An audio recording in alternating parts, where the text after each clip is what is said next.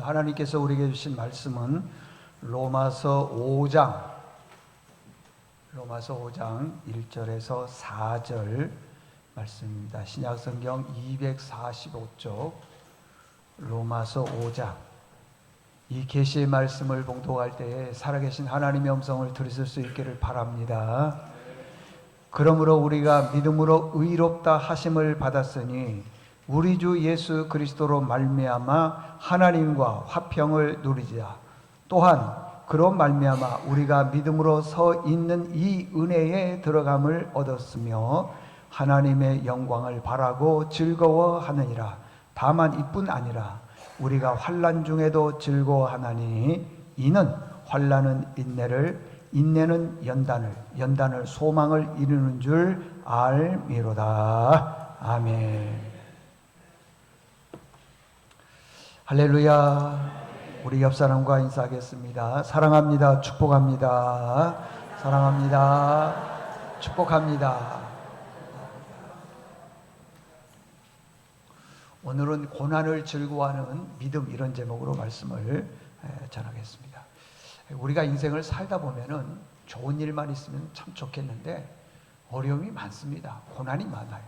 근데 이런 고난과 어려움이 올 때에 우리가 어떻게 해야 되냐는 것이죠. 저기 그 방송실 여기 불 좀 밝게 해줄래요? 됐습니다. 이 어려움과 고난, 이러한 것들이 왔을 때 우리가 어떻게 해야 되냐는 것이죠. 만약에 여러분들이 큰 어려움 중에 있는데 목사가 설교할 때 환난 중에 기뻐하세요 그러면은 그 말씀이 우리 귀에, 마음에 들렸냐? 잘 들리지 않다는 것입니다. 오히려 목회자에 대해서 공격할 수가 있어요. 목사님이 내 고난을 아세요? 이런 고난 당하면은 우리가 해결할 수가 없습니다 하면서 이게 온전히 들려지지 않는다는 것입니다. 그러나 여러분들 보세요. 좋은 일에 기뻐하라 그렇게 말 안 해도 우리는 좋은 일이면 어떻습니까? 기뻐하잖아요, 여러분들. 좋은 일에는 누가 뭐라고 얘기를 안 해도 기뻐할 수 있습니다. 다 즐거워할 수 있습니다. 그러나 고난 중에 즐거워하라, 이건 쉽지 않다는 것입니다. 그러면 성경은 뭐라고 말씀하느냐는 거예요. 성경은 우리가 고난을 당했을 때 그 고난이 나에게 유익이 온다는 거예요. 왜 그러느냐? 여기 시편 119편 71절을 보니까 고난 당하는 것이 내게 유익이다. 왜냐? 이로 말미암아 내가 주의 율례, 이게 하나님 말씀 말하는 거예요. 주의 율례를 내가 배우게 되었습니다. 하나님 말씀을 배우게 되었다. 그렇게 했습니다. 여러분, 믿음이 뭔 줄 아세요? 믿음은 이런 말씀을 전했을 때 아멘하고 받아들이는 것이 믿음인 것입니다. 다른 말로 얘기하면은 믿음이 뭐냐? 하나님을 믿는 것이라는 것입니다. 성경은 하나님을 어떻게 믿느냐는 거예요. 그리고 성경에서는 하나님을 어떻게 하나님이 어떤 분이냐 설명하는데, 첫째는 온 우주 만물을 창조하신 분이시라는 것이요. 그리고 우리들을 많이 사랑하시는 분이라는 거예요. 여러분, 우리는 죄인입니다. 죄의 삭은 사망이라고 해서 죽을 수밖에 없습니다, 여러분들. 그럼에도 불구하고 우리를 죽게 내버려 두지 않고 죽지 않게 우리를 위해서 아들 예수 그리스도를 보내주셨다는 것입니다. 그 명확한 하나님의 말씀을 믿고 따르는 것이 믿음이다 그랬습니다. 오늘은 옛날에도 제가 한번 이 말씀을 드렸지만은 복음이 무엇인가, 이 복음을 우리가 어떻게 해야 되느냐, 이 5가지를 설명을 간단하게 드릴 텐데, 이 5가지 복음을 믿을 때에 우리가 하나님의 자녀가 되는 것을 한번 보도록 하겠습니다. 복음이 뭐냐? 첫째, 모든 인간은 뭐라고요? 죄인이다. 죄인. 여러분, 인간들은요, 태어날 때부터 죄인입니다. 이 땅에 태어나서 살다가 죄를 짓고 잘못했을 때 죄인이 아니라, 다윗이 그랬습니다. 시편 51편 5절에 보니까 내가 죄악 중에 출생했다. 어머니가 나를 어떻게 했느냐? 잉태했다. 죄악 중에. 다시 말씀드리면은 우리는 어머니의 태에 있을 때부터 죄인이라는 거예요. 그 죄를 신학적 용어로 원죄 그랬습니다. 내가 죄를 짓지 않아도 우리의 피에는 죄의 피가 있다라는 것이요. 그리고 이 땅에 태어나서 살아가면서 짓는 죄를 스스로 잣자, 자본죄 그렇게 얘기를 합니다. 그러니까 우리는 죄인이라는 거예요. 이 죄인이라는 거에 대해서 벗어날 수가 없습니다. 아무리 착한 일을 하고 선한 일을 하고 남에게 나쁜 말을 안 한다 하더라도 우리는 원래 죄인이라는 것이에요. 죄인. 여러분들 우리 한국 사람들 중에 꽤나 많은 사람들이 미국에 이민을 갑니다. 이민 가면 힘들죠. 그래서 열심히 삽니다. 부지런히 삽니다. 그렇게 살다 보면요 한 6, 7년 되면 자리를 잡습니다. 그리고 뭐 차도 구입하고 또 잘 되신 분들은 집도 구입을 하고 잘 삽니다. 그런데 얼마 정도 지나고 나면은 세상에 나도 모르는 병이 들어온대요. 병. 그 병명이 뭐냐 그러면요 안따보미라는 병이래요. 이게 생전 듣도 보도 못한 병이라는 거예요. 안따보미. 안타깝고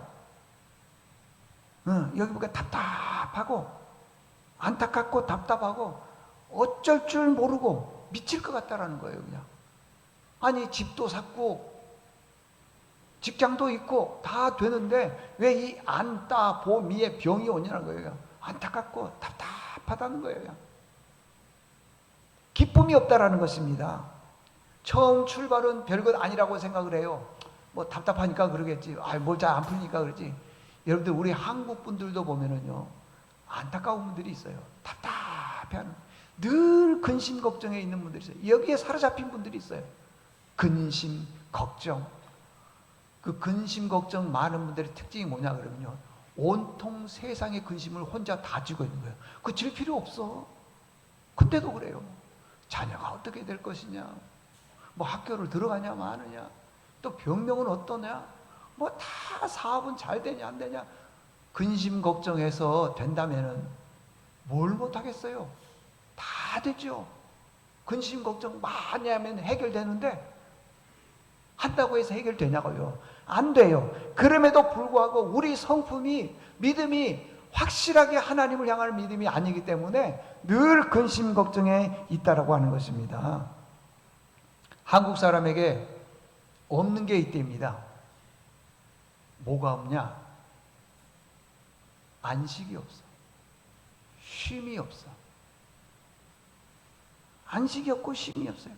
창세기 2장 3절에 보면 하나님께서요 인류를 쭉 창조하시고 맨 마지막 날에 7일 되었을 때 그날을 뭐라고 했냐면 거룩하게 구별해서 안식일이라 정해놨습니다. 안식일은 어떤 날이냐? 여러분 거룩한 날이에요. 다른 날하고 달라요. 그래서 월요일부터 토요일까지는 내 날이니까 내가 마음대로 쓰지만은 안식일은 내 날이 아니에요. 거룩한 날이요. 구별해 놨어요. 왜 구별을 했느냐? 성경에 보니까 우리에게 복 주시려고. 이게 오늘 주일은 여러분이 움직이고 여러분이 가고 여러분이 하는 거 다 한 것처럼 보이지만은 그건 하나님 날이라는 거예요. 그래서 하나님의 날을 잘 사용해야 돼요. 거룩한 날이에요. 그 날은 우리에게 복 주시기 위해서 그러는 것입니다. 이 날은 구별해 놨어요. 이것은 누구도 범접을 못하는 거예요. 내가 내 마음대로 쓸 수가 없어요. 그런데 우리는 이 주일까지도 와서 예배 한 번만 드리지 다 자기를 위해서 쓴다는 거예요. 그러면 안 된다는 거예요. 그럼에도 불구하고 우리는 아등바등 살고 있어요. 다투기도 하고 싸우기도 하고 고소고발이 너무 많은 거예요.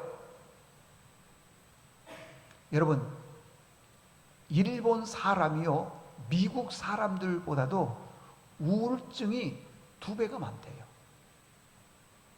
그러면은 한국 사람은 일본 사람들보다도 우울증이 얼마나 많으냐? 3배가 많대요. 그럼 미국 사람하고 한국 사람하고 우울증 차이가 몇 배가 나냐? 5배 이상 차이 나는 거예요. 우리 한국 사람은 누구를 만나도 인사 안 해. 여러분 미국 한번 가보세요. 가보면은요 생전 모르는 사람도 하이 인사하는 거예요. 다 인사하고 굿모닝하고 기뻐하고 아침에 조깅을 하면 다 인사해요. 한국 사람들 뭐가 그렇게 불만인지 얼굴에 그냥 막 잔뜩 긴장해 있어. 누가 인사를 하면은 저 양반이 생전 모르는 나한테 왜 인사를 해? 별 생각을 다 하는 거야 그냥.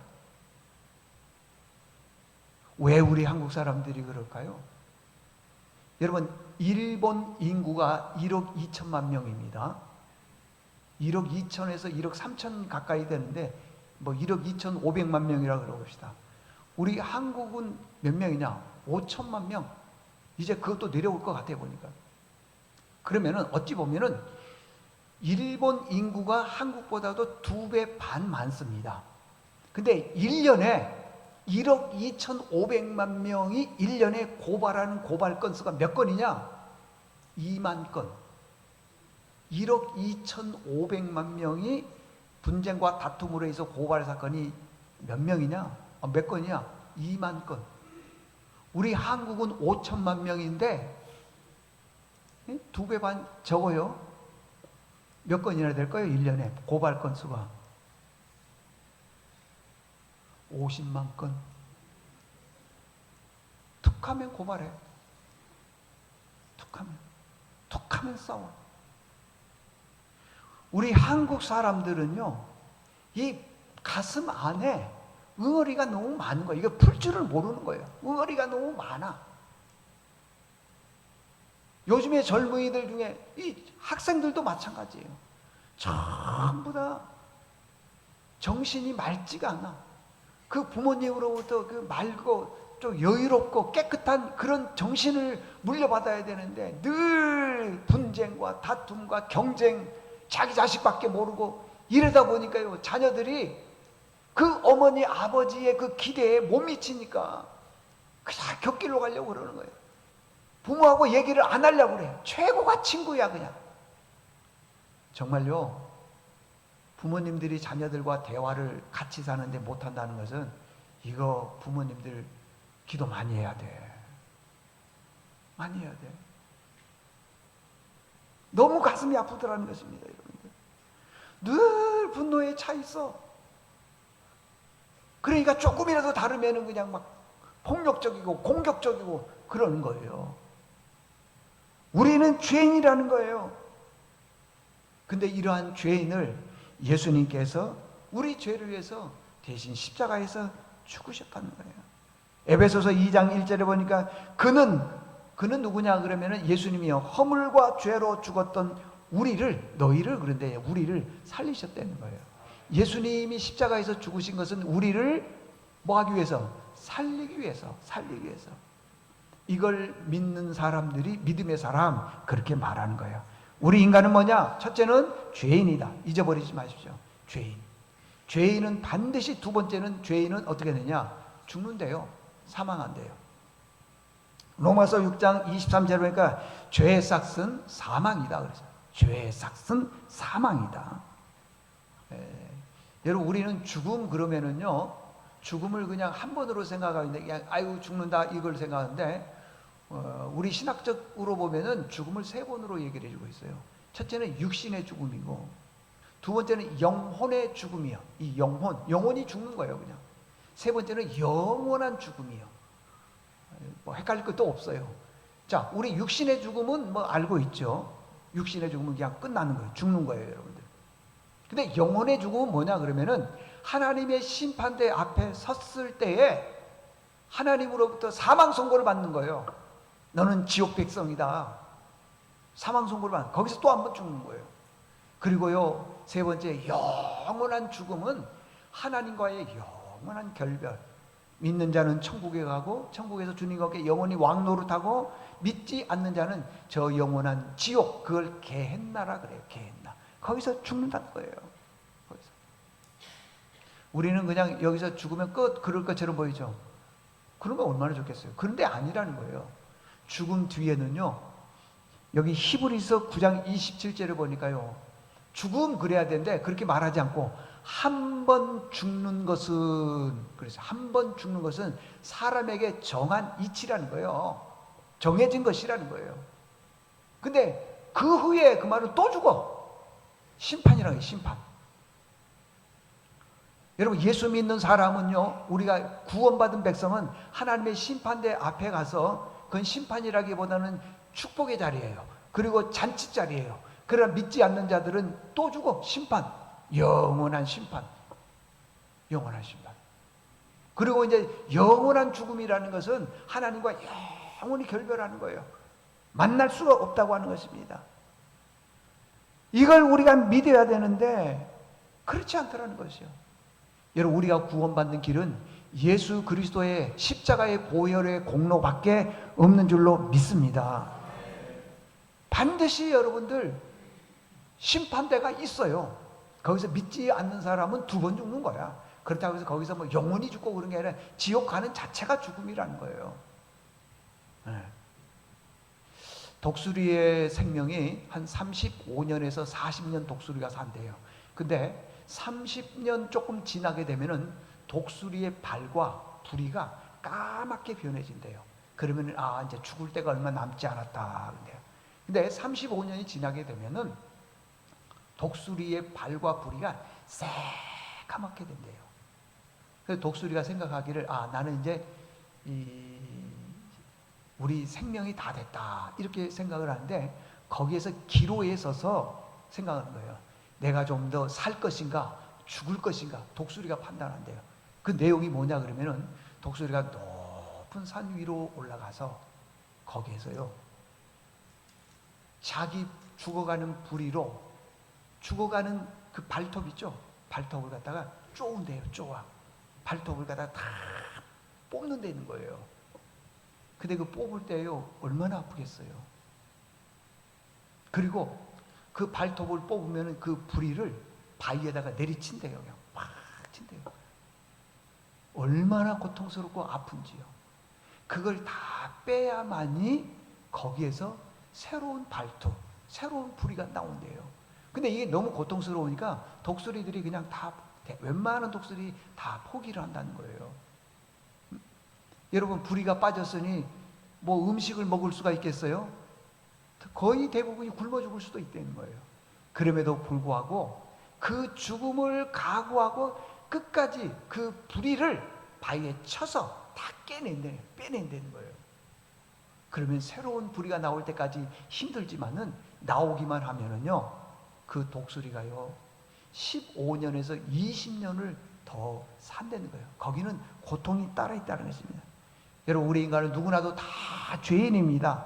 죄 때문에 죽는 거예요. 그러나 예수님께서 우리 죄를 대신해서 어디에서? 십자가에서 죽으셨잖아요.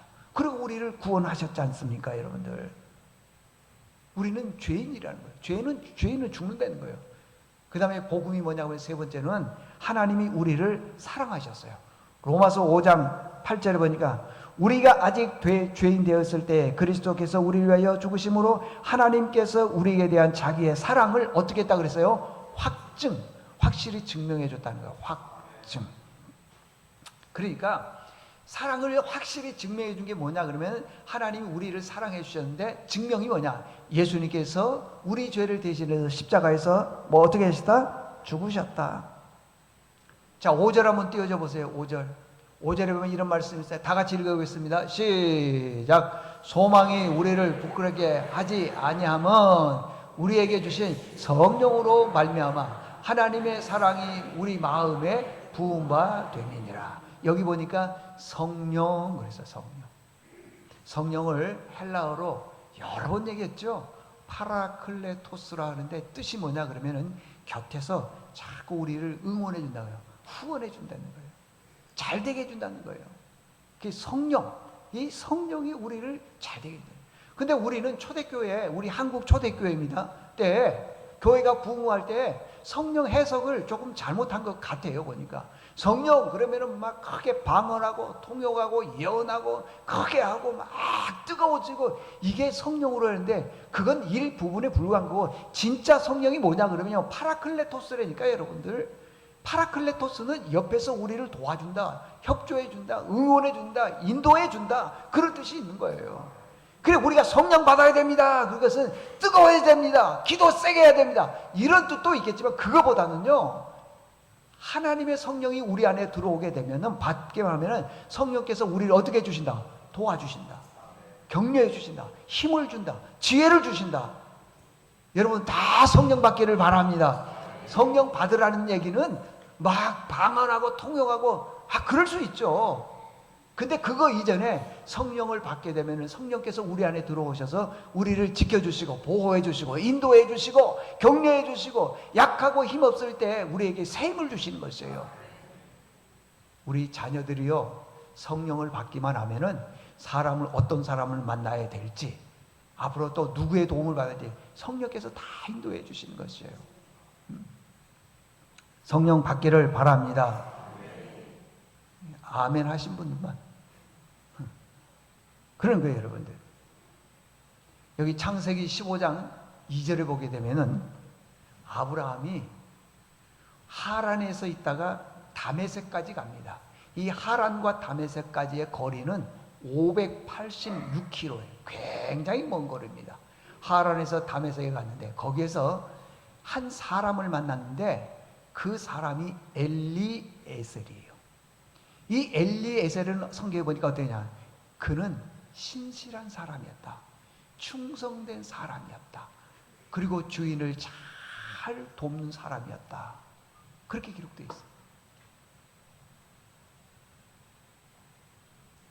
그러니까 엘리에셀의 뜻이 뭐냐 그러면은 파라클레토스하고 똑같아요.